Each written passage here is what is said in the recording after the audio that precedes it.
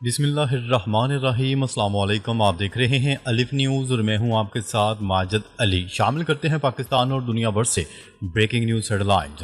رات بھر جاری رہنے والی کشیدگی کے بعد جنگ بندی کا اعلان، ڈونلڈ ٹرمپ اور قطر کا کردار سامنے آ گیا۔ مشرق وسطیٰ میں ایران اور اسرائیل کے درمیان جاری جنگ میں ایک نیا موڑ اس وقت آیا جب امریکی صدر ڈونلڈ ٹرمپ نے اچانک ایک ٹویٹ میں جنگ بندی کا اعلان کر دیا۔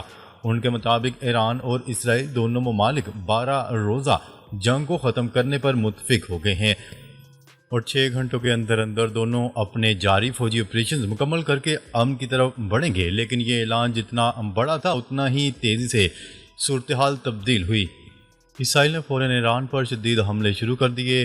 تہران سمیت کئی اسٹریٹجک مقامات کو نشانہ بنایا گیا، حتیٰ کہ ایرانی نیوکلیر سائنسدان محمد رضا ان کے گھر پر بھی اسٹرائک کی گئی، جس میں ان کی اور مبینہ طور پر ان کے بیٹے کی جان چلے گئی۔ ایرانی وزیر خارجہ نے فوری طور پر سیز فائر کی تردید کر دی تھی اور کہا تھا کہ کوئی معاہدہ نہیں ہوگا۔ البتہ انہوں نے شرط رکھی کہ اگر اسرائیل رات 4 بجے تک اپنے حملے بند کر دیتا ہے تو ایران بھی جواب دینا بند کر دے گا۔ بعد ازاں ان کی ایک اور اسٹیٹمنٹ آئی جس میں انہوں نے 4 بجے تک جاری رہنے والے حملوں کا حوالہ دیتے ہوئے ایرانی افواج کو خراج تحسین پیش کیا، جسے بین الاقوامی تجزیہ کاروں نے سیز فائر کی غیر رسمی تصدیق کے طور پر لیا۔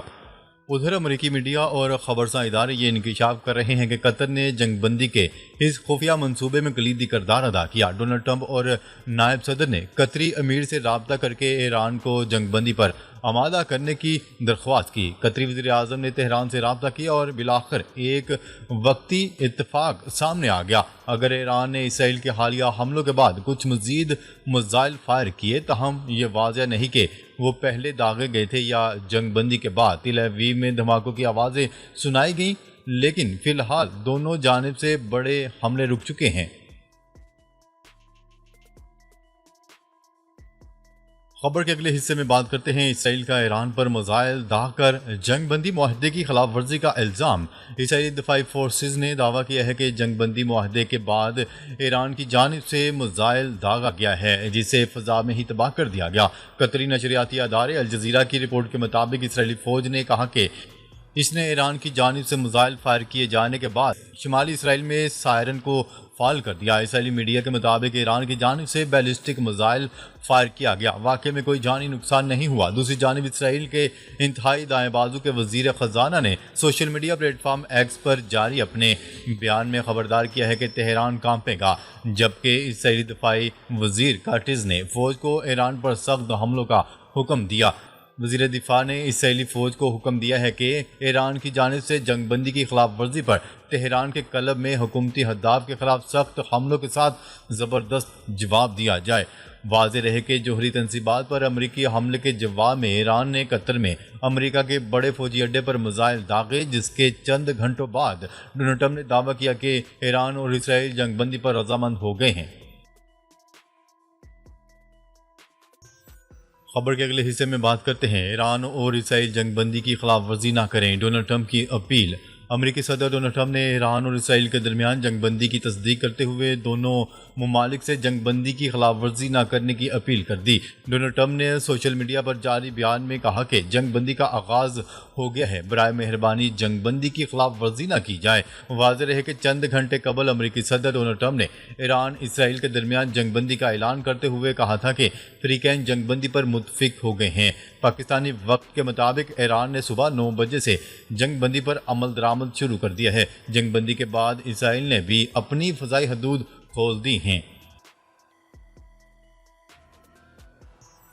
خبر کے اگلے حصے میں بات کرتے ہیں جنگ بندی قبول ہے، ایران کے خلاف آپریشن کے تمام مقاصد حاصل کر لیے نیتن یاہو۔ اسرائیلی وزیر اعظم نیتن یاہو نے دعویٰ کرتے ہوئے کہا ہے کہ ایران کے خلاف آپریشن رائزنگ لائن میں اسرائیل نے اپنے تمام اہداف حاصل کر لیے ہیں اور اس سے بھی زیادہ کامیابیاں حاصل کی گئی ہیں۔ اسرائیلی حکومت کی جانب سے جاری بیان میں کہا گیا ہے کہ نیتن یاہو نے گزشتہ رات کابینہ وزیر دفاع اور موساد کے سربراہ سے ملاقات کی، جس میں آپریشن کی کامیابی کا اعلان کیا گیا۔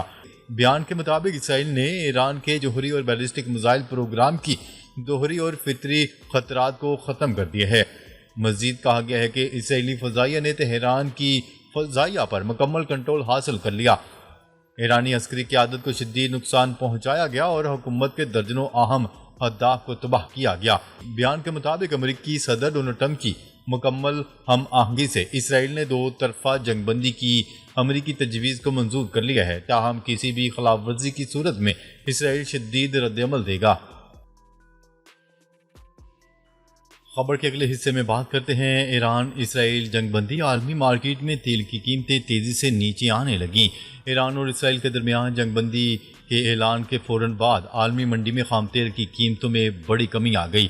ایران اور اسرائیل کے درمیان جنگ بندی اعلان کے بعد عالمی منڈی میں خام تیل بیرنٹ کی قیمت مزید 3.71% گر گئی، جس کے بعد خام تیل بیرنٹ کی قیمت $68.83 فی بیرل پر آ گئی۔ رپورٹ کے مطابق عالمی منڈی میں WTI خام تیل کی نئی قیمت مزید 3.88% کم ہو کر $65.85 فی بیرل پر آ گئی۔ واضح رہے کہ اب سے چند گھنٹوں قبل امریکی صدر ڈونلڈ ٹرمپ کی جانب سے ایران اور اسرائیل کے درمیان جنگ بندی کا اعلان کیا گیا تھا۔ پاکستانی وقت کے مطابق ایران نے صبح 9 بجے سے جنگ بندی پر عمل درآمد شروع کر دیا ہے اور اسرائیل نے بھی اپنی فضائی حدود کھول دی ہیں۔ اس کے علاوہ امریکی صدر ڈونلڈ ٹرمپ کی جانب سے فریقین سے جنگ بندی کی خلاف ورزی نہ کرنے کی اپیل بھی کی گئی ہے۔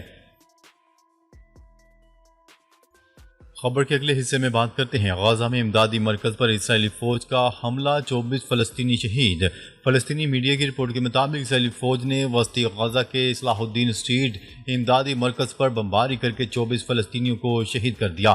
حملے میں درجنوں فلسطینی زخمی بھی ہوئے۔ دوسری جانب حماس کے زیر حراست 3 اسرائیلی یرغمالیوں کی لاشیں مل گئی ہیں، جس میں ایک فوجی اور 2 اسرائیلی شہری شامل ہیں۔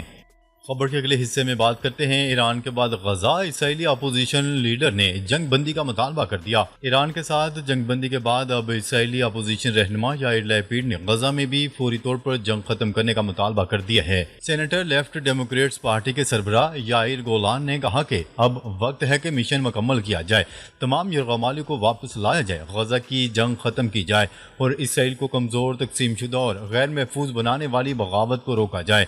جبکہ اپوزیشن لیڈر یائر لیپیڈ نے بھی اسی نوعیت کی اپیل کی ہے۔ انہوں نے ٹائمز آف اسرائیل سے بات کرتے ہوئے کہا اور اب غزہ، اب وہاں بھی کام مکمل کرنا ہوگا، یرغمالیوں کو واپس لائیں، جنگ ختم کریں، اسرائیل کو دوبارہ تعمیر کرنے کی ضرورت ہے۔